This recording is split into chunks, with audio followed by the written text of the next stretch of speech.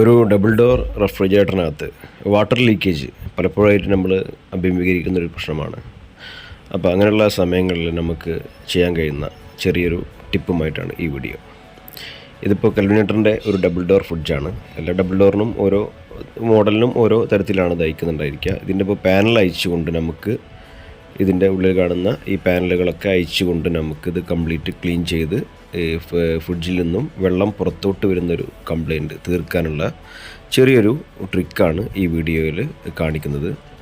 അപ്പോൾ നമുക്കിതിൻ്റെ കേസ് ഉള്ളിലുള്ള ലൈനർ ഇതേപോലെ അയച്ചെടുത്തിട്ട് പാനൽ അയച്ചെടുത്തതിന് ശേഷം ഇതിനൊരു ഫാൻ മോട്ടറിന് ചെറിയൊരു കണക്ഷൻ ഉണ്ടായിരിക്കും. അതൊക്കെ ക്ലിപ്പാണ്, നമുക്കത് അയച്ചെടുക്കാൻ സിമ്പിളായിട്ട് സാധിക്കും. അതിന് ശേഷം ഈ ഇവാപ്പറേറ്ററിൻ്റെ ഇതാണ് ഫ്രീസർ അല്ലെങ്കിൽ ഇവാപ്പറേറ്റർ. അതിൻ്റെ താഴ്ഭാഗത്ത് നമുക്കിതിൻ്റെ താഴ്ഭാഗത്ത് ഒരു ഹോള് കാണാം. അതായത് ഈ ചെറിയൊരു ഹോള് കാണാം.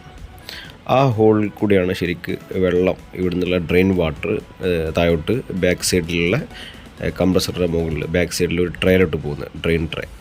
അപ്പോൾ ആ ട്രേയിലോട്ട് പോകാതെ ഇവിടെ ഇങ്ങനെ തങ്ങി നിൽക്കുന്ന കാരണത്താൽ ആ വെള്ളമാണ് നമ്മൾ ഫ്രിഡ്ജിൻ്റെ ഫ്രണ്ടിൽ കൂടെ മുന്നോട്ട് ഒലിച്ചിറങ്ങിയിട്ട് തറയിൽ വെള്ളം വീഴുന്നത്. അപ്പോൾ അത് ഒഴിവാക്കാനുള്ള ചെറിയൊരു മാർഗ്ഗമാണ് ഇതിൽ കാണിക്കുന്നത്. നമ്മൾ ഈ ഹോളിൽ കൂടെയോ അതല്ലെങ്കിൽ ഇതിൻ്റെ പുറകു ഭാഗത്ത് താഴ്ഭാഗത്ത് കൂടിയാണ് വെള്ളം ഫ്രണ്ടിലോട്ട് ഒലിച്ച് വരുന്നത്.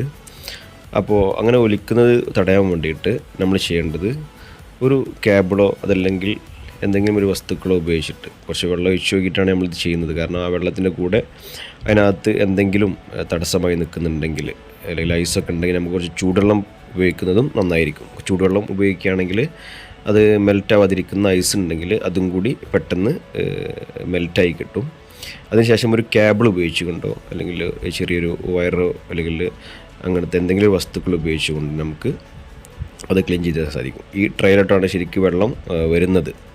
അപ്പോൾ ഈ ട്രേയുടെ മുകൾ ഭാഗത്തായിട്ട് ചെറിയൊരു ഹോള് കാണാം. ആ ഹോള് മുകളിൽ കാണിച്ച ആ ഹോളിലേക്കാണ് കണക്ഷൻ വരുന്നത്. അപ്പോൾ ഇതേപോലെ താഴ്ഭാഗത്ത് കൂടിയോ അതല്ലെങ്കിൽ ഫ്രിഡ്ജിൻ്റെ ഫ്രീസറിൻ്റെ ഉൾഭാഗത്ത് കൂടിയോ നമുക്ക് ഇതേപോലെ കേബിൾ ഇട്ടുകൊണ്ട് ഈ ഒരു ഡ്രെയിൻ ഹോള് നമുക്ക് ക്ലീൻ ചെയ്യാൻ സാധിക്കും.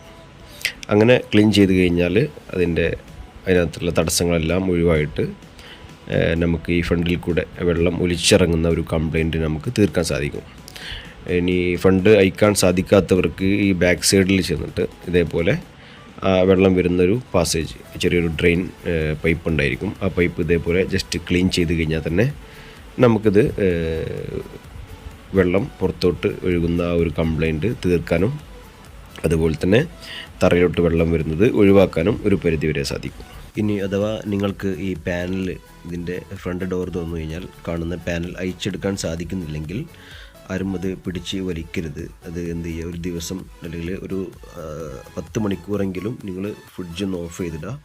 അതിനുശേഷം ഐസെല്ലാം മെൽറ്റായതിനു ശേഷം മാത്രമേ നമുക്ക് ആ പാനൽ അയച്ചെടുക്കാൻ പാടുള്ളൂ. അതല്ലെങ്കിൽ അതിൻ്റെ പാനൽ പൊട്ടിപ്പോവുകയോ അല്ലെങ്കിൽ അതിനകത്തുള്ള തെർമോക്കോൾ പൊട്ടിയിട്ട് ഫ്രിഡ്ജിൻ്റെ പാനൽ കംപ്ലൈൻ്റ് ആവാൻ സാധ്യതയുണ്ട്. അതുകൊണ്ട് ഐസെല്ലാം പോയതിന് ശേഷം മാത്രമേ നമ്മൾ അത് അയച്ചെടുത്ത് ഇതേപോലെ ക്ലീൻ ചെയ്യാൻ പാടുള്ളൂ.